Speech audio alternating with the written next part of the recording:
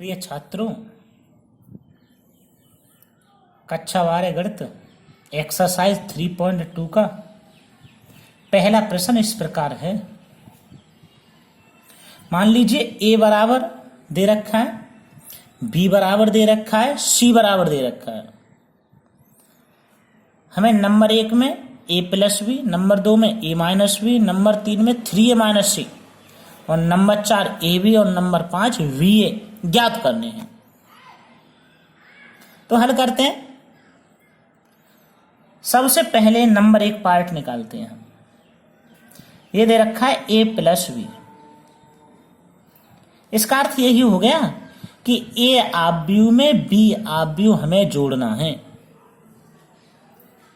तो ए आव्यूह ऊपर दे रखा है 2 4 3 2, फिर प्लस बी आव्यूह भी दे रखा है 1 3 -2 + 5। जोड़ते हैं दोनों आव्यूहों को। ए 11 में ए 11 जोड़ेंगे तो 2 + 1। ए 12 में ए 12 जोड़ेंगे तो 4 + 3। इसी प्रकार 3 -2 4 + 5। तो ये प्राप्त हुआ आपका 3 4 और 3 7, 3 में से 2 गए 1, 2 + 5 7। ये पहले पार्ट का आंसर है। इसी प्रकार सेकंड पार्ट लेते हैं। सेकंड पार्ट है ए माइनस बी, यानी आव्यूह ए में से आव्यूह बी घटाना है। दोनों के मान रख लेते हैं।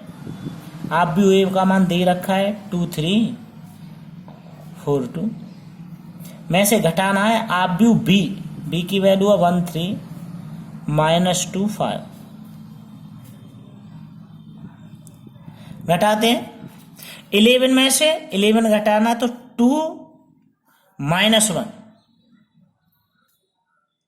ऐसे 4 में से 3 घटाना है 4 -3। 3 में से -2 घटाना है 3। तो ये माइनस का है, घटाने पर प्लस का हो जाएगा तो +2 2 -5। तो ये वैल्यू बैठी आपकी 1 1 5 -3। इस तरीके से ये सेकंड पार्ट का आंसर हो गया। इसी तरीके से आगे बढ़ते हैं। देखिए थर्ड पार्ट दे रखा है आपका 3a माइनस का c। तो 3, एक आंसर आपका ये हो गया था, एक आपका आंसर ये हो गया सेकंड पार्ट। थर्ड पार्ट चल रहा है। तो देखिए 3a माइनस का c वैल्यू रख देते हैं 3। आव्यूह ए दे रखा है 2 4 3 2 2 4 3 2 माइनस सी की वैल्यू दे रखी है -2 5 3 4।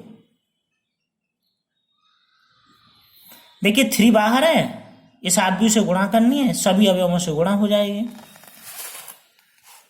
ये हो गया आपका। प्रत्येक अवयव से गुणा करेंगे तो 3 दूनी 6, 3 चौक 12, 3 तिया 9, 3 दूनी 6 -2 5 3 4। घटाते हैं। देखिए 6 में से घटाना है -2 तो प्लस का 2 हो गया माइनस। 12 में से 5 घटाना है, 9 में से 3 घटाना है, 6 में से 4 घटाना है। ये हो गए आपके 8। ये बचे आपके 7 6 2।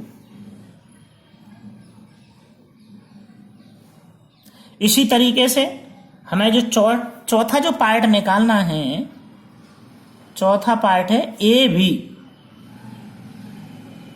यानी आव्यूह ए में आव्यूह बी की गुणा करनी है। तो लिख लेते हैं आव्यूह ए का मान 2 4 3 2।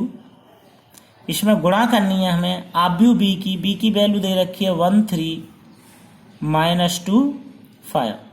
गुणा करने का नियम ये है, दिस रो यानी यह वाली पंक्ति, दिस कॉलम यानी ये वाला स्तंभ, यानी इसकी इससे और या की या से गुणा करके जोड़ देते हैं तो A11 प्राप्त होगा।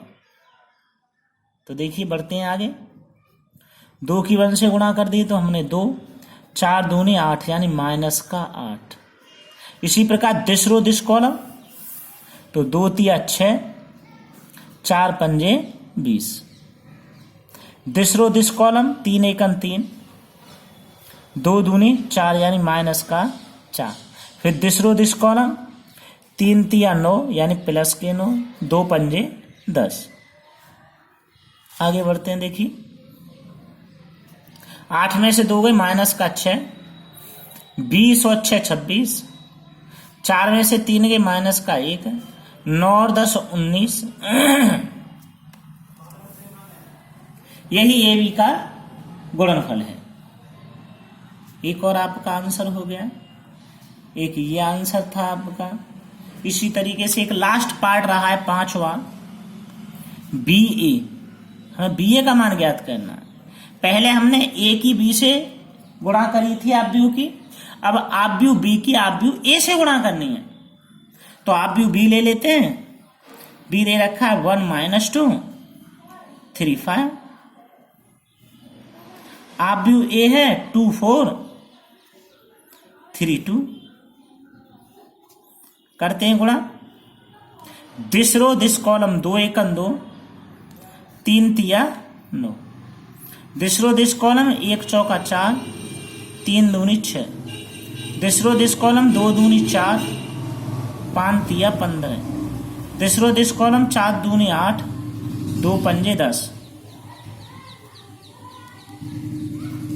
2 और 9 11, 4 और 6 10, 15 में से 4 गए 11, 8 10 में से 8 गए 2।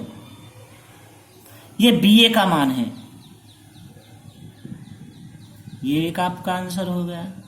इस तरीके से प्यारे बच्चों 5 पार्टों के आपके सामने आंसर हो गए।